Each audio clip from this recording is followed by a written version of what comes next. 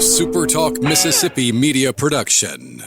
Jack Hoffman with Tico Steakhouse. My dad started our legacy in Ridgeland in 1989, and I'm proud to continue it in Oxford. If you're craving a great steak, a warm atmosphere, or a strong pour, we've got your table ready. 2 locations, 1 legacy, Ridgeland and Oxford. Come taste the tradition at Tico Steakhouse.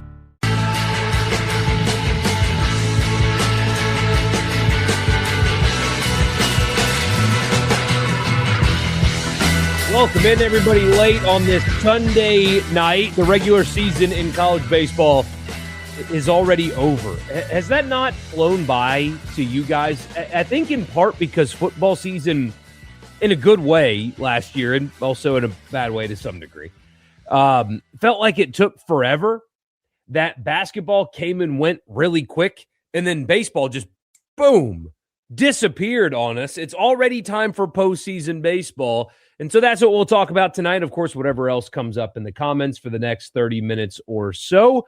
And I'm so glad that you guys are with me on this edition of the podcast. Don't forget to subscribe wherever you get them. Just search Rebel Report and subscribe.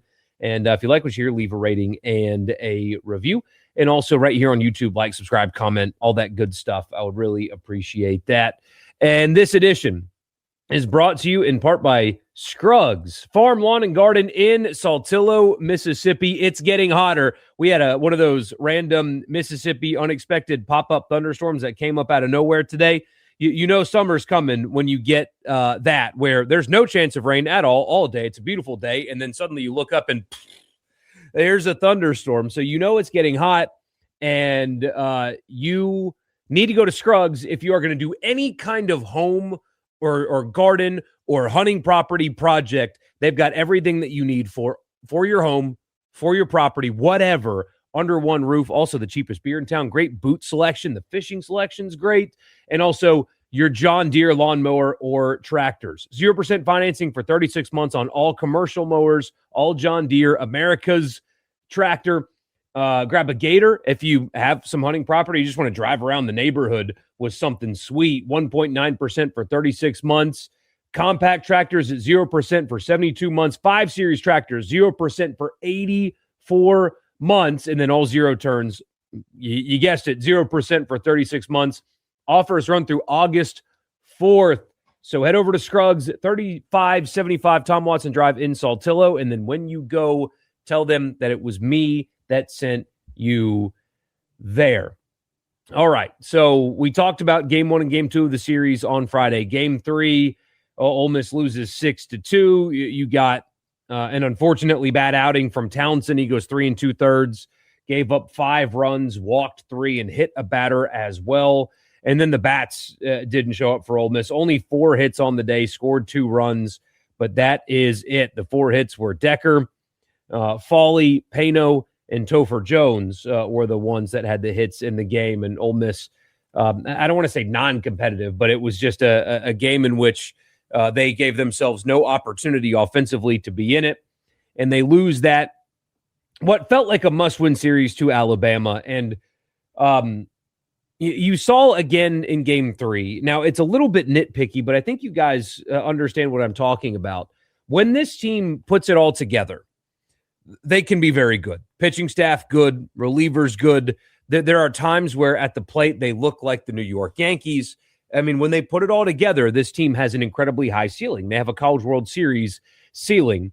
But the reason that at times the radio audience has called me too critical, like why are you being so hard on the team? They've done this, this, and this. And they have. It's a good baseball team. They played the toughest schedule in the SEC. They've played the, number 3 schedule in all of college baseball. So they're good, but what is preventing them from being consistently great anyway are things like what we talked about in Game 1 of the series. You have a base running snafu, and then you have errors in the field, and that costs you. And then here in Game 3, I think they would have lost regardless, but you're doing things like you're pimping a home run that ends up not being a home run. And hey, look, there's probably a chance that he ends up just on first base anyway, because Fawley, had to wait to make sure that ball was either down or over the fence. But it's little things like that. And then you got thrown out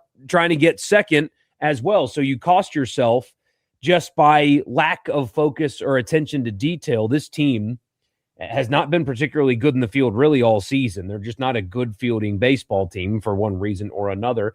But they do things like that. Mike Bianco, even in his Monday interview, one of his Monday interviews on the radio show with us, said that it's a team that does stupid things. His word was stupid. And he's exactly right. Pimping a non-home run is just a lack of attention to detail and focus that ends up costing you. And they scored 2 runs in the inning, but when you do things like that in what feels like a must-win game at the very end of the season, that's the kind of stuff that keeps this team from, or has kept this team from reaching its potential. Look down the schedule and tell me how many games that if they just field cleanly or whatever, they could have gone from, they need to make a deep run at Hoover to have an argument to host, to they'd be guaranteed hosting going into this tournament in Alabama, and it wouldn't even matter. The margins are razor thin, especially when you play a schedule as tough as theirs. But it's just things like that, again, I know I'm nitpicking, but forgive my language, get your ass down the first baseline. I don't think you should pimp home runs at all, really. I'm kind of a stick in the mud with that. But if you're going to do that, you better know that ball is going 400 feet, like over the fence into the student section, no doubt. If there is any doubt that it's not going over the fence, get down the line first. Or how about you just get down the line, and if it goes over the fence, then you can point and do all the stuff that they do in baseball now. Little things like that are what kept this team from being a guaranteed host going into this week in Hoover. So now they're going to Hoover. They are unfortunately playing the 9:30 a.m. game against Missouri. Ooh, that's a tough game to go to. If you're driving over for that one, you are a true fan, and I admire you.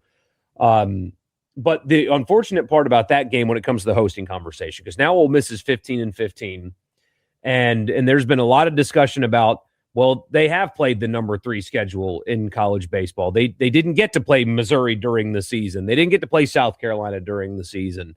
Their RPI is 15. They have 0 quad 3 or quad 4 losses. Like, generally speaking, it's a hosting resume.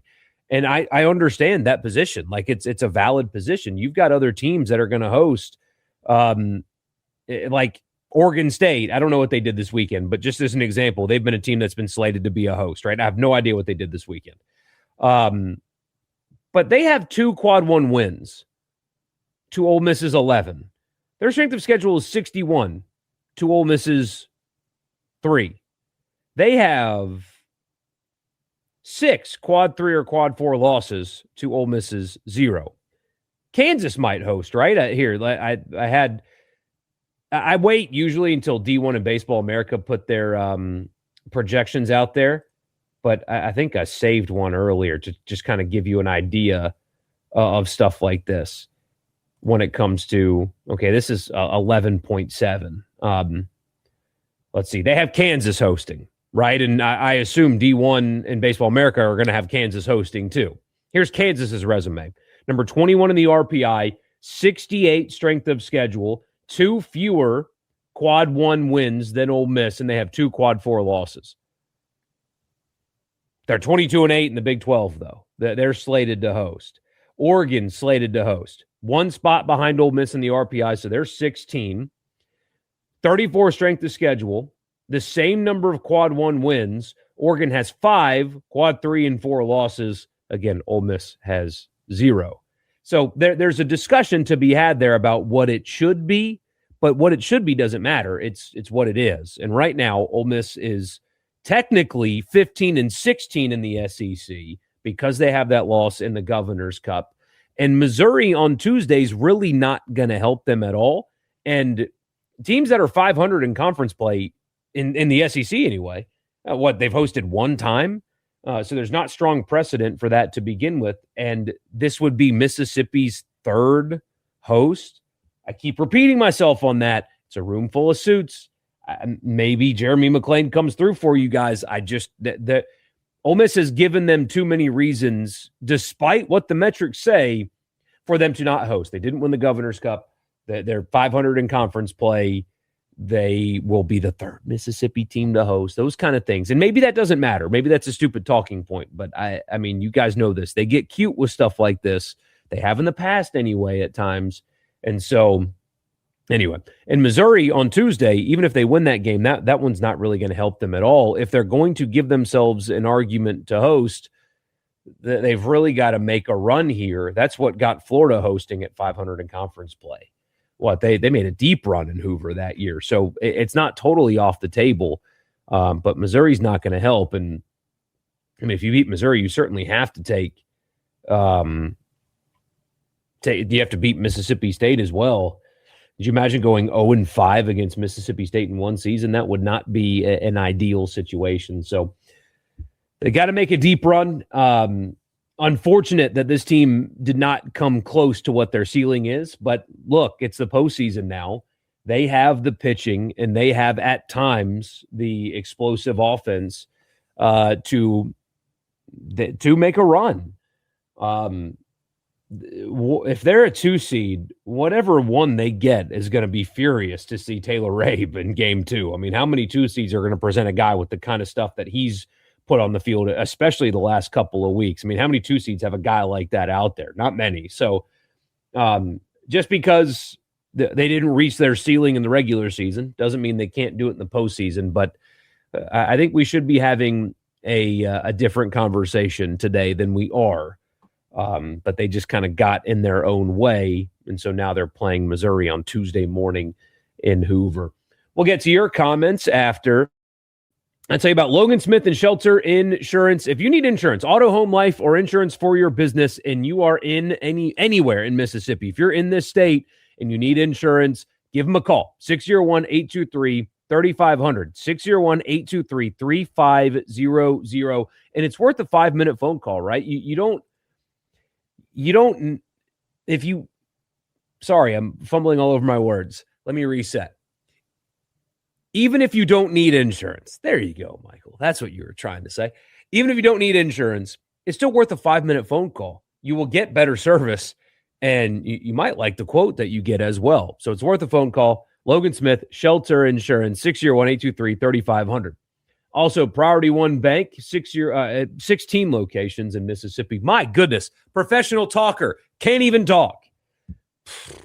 Well, Priority One Bank, 16 locations in Mississippi. Local loan servicing and decision-making, online banking that's easy, fraud protection that is great. Ask me how I know. And you can bank with me. Switch and bank with me at Priority One Bank. And also Advantage Business Systems for all of your Mississippi office technology needs anywhere in Mississippi. If you need technology in your office, that's where you get it. Advantage Business Systems, absms.com. Tell everybody that I sent you there. I would appreciate that. All right. Unpopular opinion. Don't care if they host or not. Probably feel better as a 2 seed somewhere with a chip on their shoulder.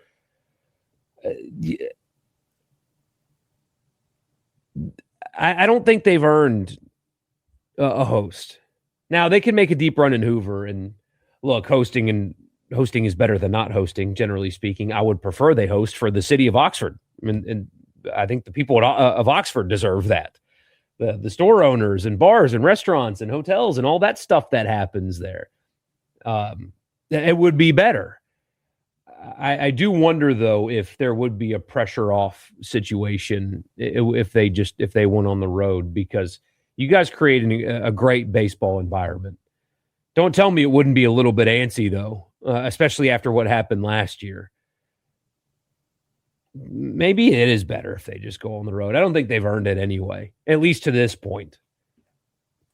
Your nephew picked up his first D1 offer from Ole Miss this morning. Hey, how about that? Awesome. Your nephew's a stud then if he's getting an SEC offer. Congratulations. Who would you put in the 8 and 9 hole in the lineup? I mean, we haven't seen him in a while. I don't know what the deal is, but I would give Randall more at bats, maybe as a DH or something. Especially if you're going to do the pinch hitting thing like they did in game 1. Why did Randall? Unless he's hurt, and I don't know. Maybe I don't know. So maybe he is, but surprised that he wasn't one of them that picked up a bat there. How many opportunities did they blow this year? All they needed was one more win to host. Yeah, I mean, think about the Arkansas game, for example. That one is a pretty brutal one. Let's see. I mean, Mississippi State, you had the Georgia doubleheader, game one of the Georgia doubleheader. That's just a brutal loss there. The Florida game where you hold them to 2 runs in game 2 and don't score a run that night. Missed opportunity there. Missed opportunity in game 1 against Mississippi State. Missed opportunity in game 2 against Kentucky. Now, that was a good series win, but you hold them to 3 runs at home, you should win games like that. So, yeah, you're exactly right. I mean, there are a lot of opportunities there, and they just couldn't capitalize. Hey, it's almost football season. Let's stop pretending we care about baseball.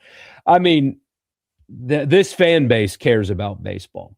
Now, I am not full transparency, baseball is my least favorite sport of the big 3.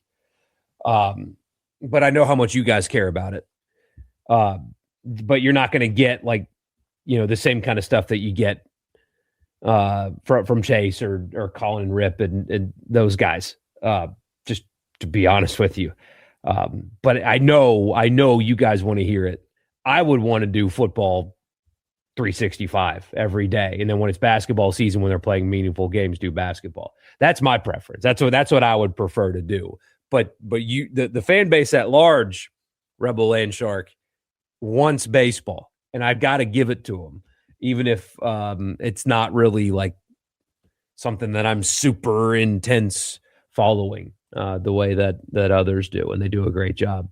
I would like to think we have good baseball back and forth Q&A conversations on here too. I would like to think we do a good job, but it's just, I'm with you. I would love to do football every day. It does get repetitive and monotonous though, really quickly. If you don't take breaks to do basketball or baseball and other stuff that comes up, you start saying the same things in like June. And you've got 2 more months of previewing before the actual season begins. You can really run out of things quickly. I would like to try, but, anyway.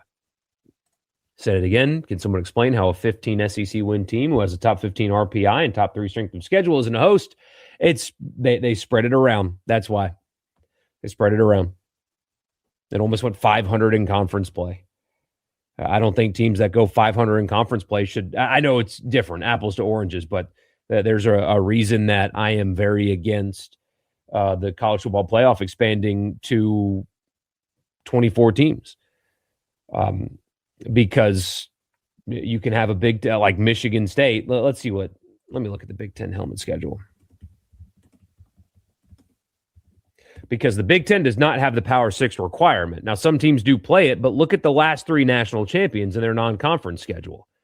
It's horrendous. Here's Indiana's this year. North Texas, Howard, and Western Kentucky. Those are 3 non-conference games. Maryland's playing Virginia Tech. Good on them. Iowa plays Iowa State. Michigan's playing Oklahoma. Michigan State's playing Notre Dame. Goodness. But Nebraska. Perfect example. This right here is why I'm against the 2014 playoff.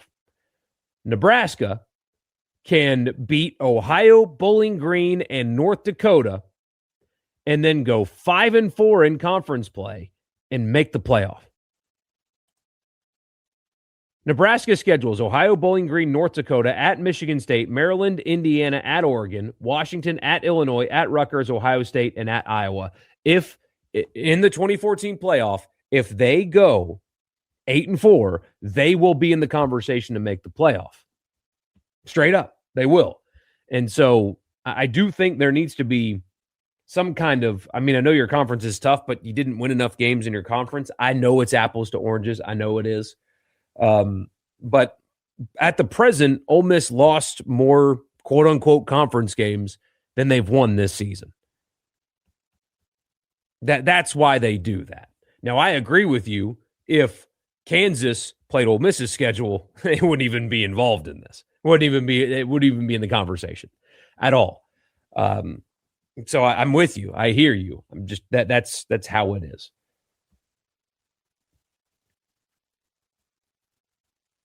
It's going to come down to Ole Miss and Texas for your nephew.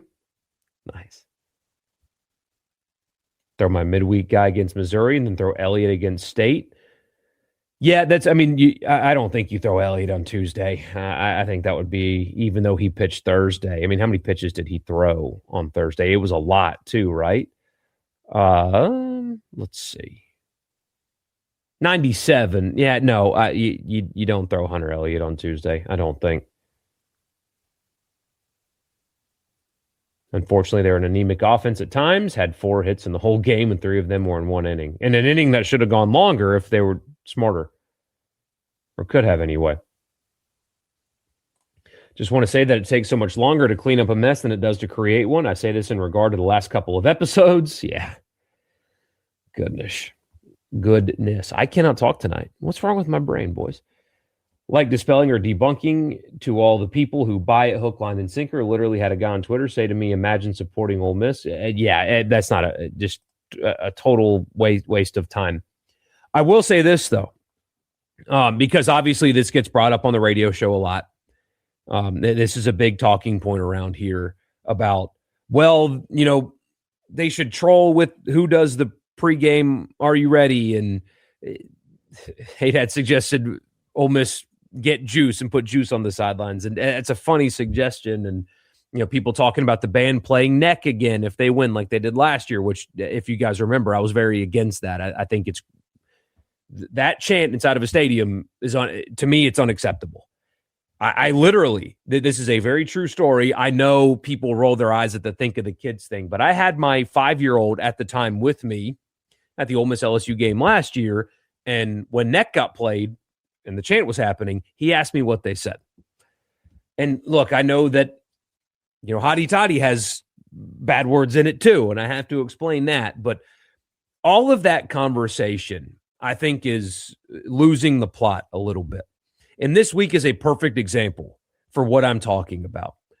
Look at the difference in responses that you got from him and what he said and how the media responded, and then Ole Miss not really firing back. I know Keith Carter put a tweet out there, but it was pretty vague. Don't interrupt your enemy when they're making a mistake, number one. So Ole Miss, because we had some people say, well, why isn't Ole Miss fighting back? Why are they not fighting back? Because the more of those interviews he does, the worse he looks. And you got, with the exception of losers with burner Twitter accounts that get involved in that, and then people that cover LSU, it was universally, what is he doing? This is dumb. He looks dumb. This is bad. He shouldn't be doing this. So just don't insert yourself in that. Be above that. And I think you should apply that context to the game as well. Because, as I tell you all the time, people are going to go there looking to see things they've never seen before. They're going to go there hoping. That stuff gets thrown on the field and hoping that there are fights. Every person with a YouTube channel or a stream or whatever is going to go there. Barstool's going to show up. You know that they are. They're already talking about having the Tate guy follow Mintz around at around the thing.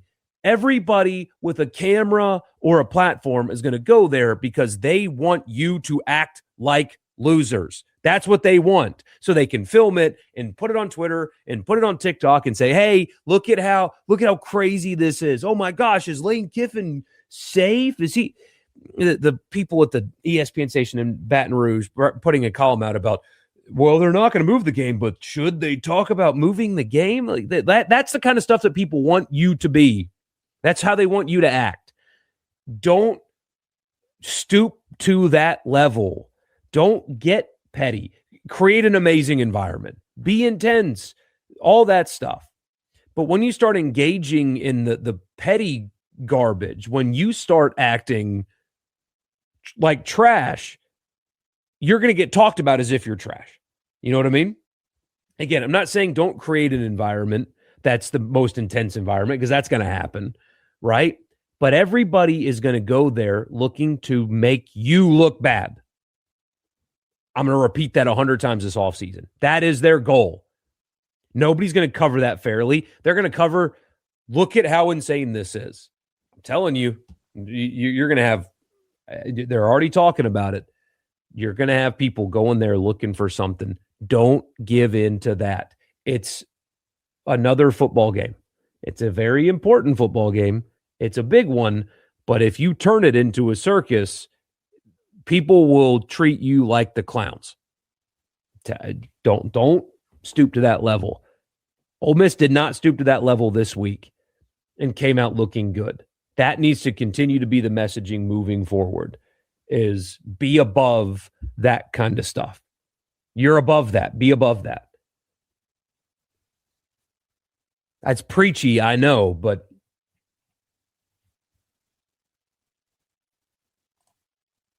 anyway, I'll say this: with the Memphis Grizzlies ownership playing footsie with Nashville, I have a solution for everyone. If the Grizzlies are dead set on getting out of downtown Memphis, then why don't they do what the Bears did in the NFL, completely renovate the arena in Olive Branch and move there? Oh, there's a 0% chance that would happen. I would love the Grizzlies to move to Mississippi. There's 0% chance. Anyone that says you're too critical on baseball doesn't understand Ole Miss baseball. I mean, Swayze is built to host, not supposed to be okay with 500 despite strength of schedule. Thoughts on yesterday's softball game? Yeah, I did see that. A lot of discussion about that. I mean, leaving a pitcher in to give up an 8-run lead is a very questionable decision. I mean, you really only needed one out there at the end, and you just let that ride. And maybe there's no, I'd be lying to you if I said I was nuanced on the roster. So maybe there was no better option there in that spot. I don't know. I also don't know what her contract is. Let me see if it'll come up on Google. Okay, so $250,000 is what comes up on Google AI, which who knows how real that is. But however many years are left on that, people are talking about that being a fireable offense. She got some kind of extension in 2024 is what is coming up. Let's see. What are softball coach salaries? Patty Gasso at Oklahoma is making almost $2 million. Holy crap. That's insane. I mean, she wins, but let's see where that ranks. This is from 2024, so I don't know how up to date it is. So she is 4th from the bottom in the SEC in salary, for whatever that's worth to you. But if there's any amount of buyout in that contract, I mean, they made a really deep run last year. You don't need you do not burn money like that to change softball coaches, especially when the program's not like, they're not bad. So no, that should not be, and I don't think is on the table at all. Because what they went to the World Series last year, so just a bad day. Watched one of the Alabama Ole Miss games. What were those digital camo looking uniforms? Love the Ole Miss plain Jane looking ones that they were wearing, so much better. Ole Miss does do a military appreciation one, though. I like that. How you doing? We all love you. You doing all right? Yeah, I'm doing fine. I appreciate that. I love your check-ins, man. Thank you. Yeah, well, it's all good over here.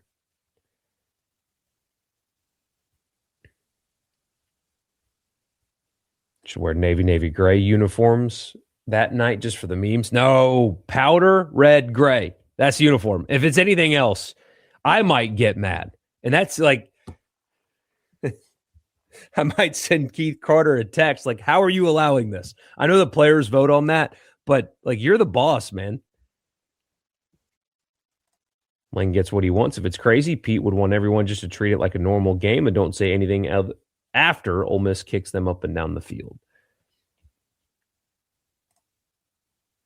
Stay away from the Grove. See that, but that's. I hate that messaging though, because it doesn't have to be. It doesn't have to be that way. What you hope, and what I'm a very repetitive person, but there are going to be people that are going to come in just looking for confrontation. I'm not talking about like YouTube people either, or Barstool or whatever. I'm talking about dudes who are just going to drive in from DeSoto County or whatever that have no affiliation, that are just going to come looking for a fight. You hope that the extra security and police presence will dispatch of those people rather quickly. And otherwise, it can be just another really awesome day, you know? Need Eli that night in the stadium? Oh, I'd be surprised if he'd miss that.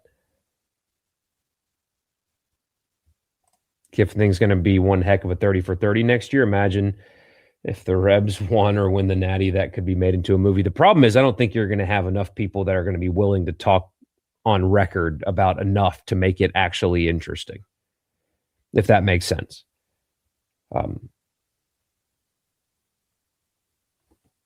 I don't know how deep you can go yet, but maybe one day you can. Patrick Willis should have his jersey number retired against LSU. Agree with you about the Ring of Honor instead of retiring numbers, but nobody wears 49 anyway, and he's a Hall of Famer, so why not? Yeah, you know me. I would get rid of I would end the practice of jersey retirements. You're not going to unretire a jersey. Especially when the ones that you have retired are so incredibly important to the fabric of the program. But I would install a Ring of Honor right away. That would be the next thing that I would do. It could really enhance the look of that press box as well to begin with, and that needs just more on it. Doesn't look good right now. Frankly, it looks kind of cheap. That would help that. And also, a lot of players deserve to have their names on the stadium. Hottest or coldest game in Oxford you've ever been to? The 2013 Missouri game. Coldest game I've ever been to. My date to... I told my date to the game, because we did that.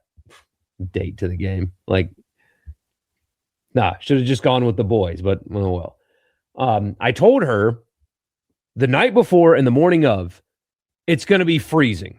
Like, you're going to freeze your ass off. All right? So prepare for that.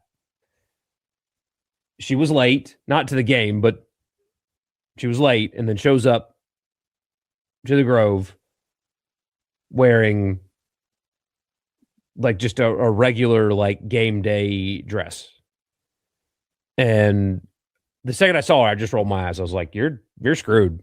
Just so you know. We get to the stadium, sit down. Like, there's like an hour before kickoff still. But we sit down, and she looks at me, and she's like, can we go and watch the game at the library, is what she said. And I said no. And she lasted like a quarter, and then she and one of her friends left, and we stopped talking after that. So, hottest was the season kickoff in 2016. Only time you've ever seen people pass out in heat exhaustion. Coldest ULM in 2008. Oh, wow. Nothing's wrong with DeSoto County. I love our friends in DeSoto County. That's just where that LSU fan came from at the baseball game, right? That's the only reason why I said DeSoto County. If he's from somewhere else, I apologize. But that's why I said that, is because that guy, with no affiliation to LSU, is an LSU fan, shows up to start trouble.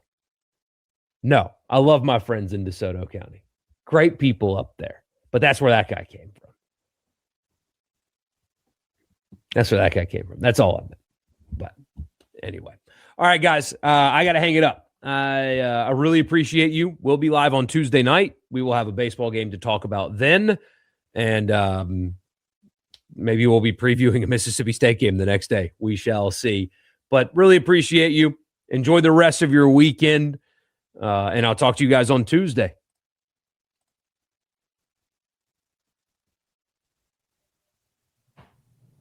A SuperTalk Mississippi media production.